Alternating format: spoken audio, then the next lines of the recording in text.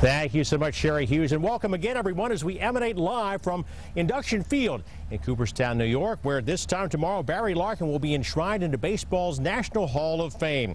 During an afternoon news conference, Barry talked about a bold statement that he made to Pete Rose years and years ago when the Reds manager was faced with the dilemma of who to pick to select to replace Davey Concepcion at shortstop. Would it be Kurt Stillwell or would it be Barry Larkin? And I remember Pete talking to me and told me he had a decision to make. And he asked me what I thought, and I told him exactly that. I said, listen, I think you should put me in because I'm going to be your shortstop for the next however many years. And I didn't feel cocky about it. I just felt confident about it.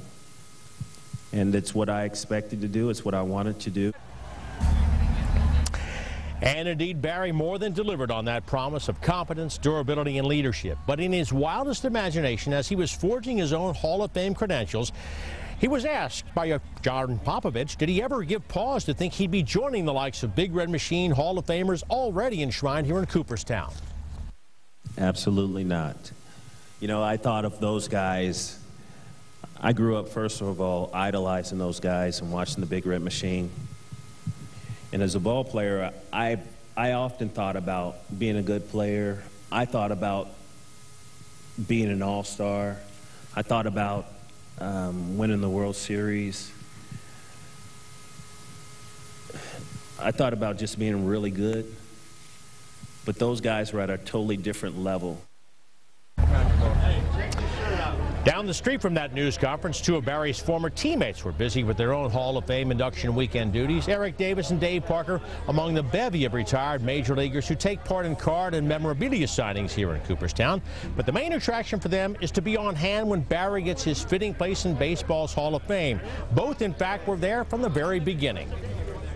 We have video of you being among the first guys to welcome Barry Larkin into the Reds clubhouse. You think back to then, you think to this weekend, what a transition, what a career.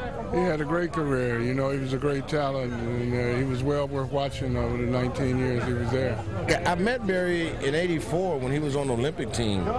They had came in to Cincinnati, and they played a game in Cincinnati, so I got a chance to meet him then, and then I watched him and I followed his career, and then when we drafted him, and the first time I saw him, I just saw how special he was.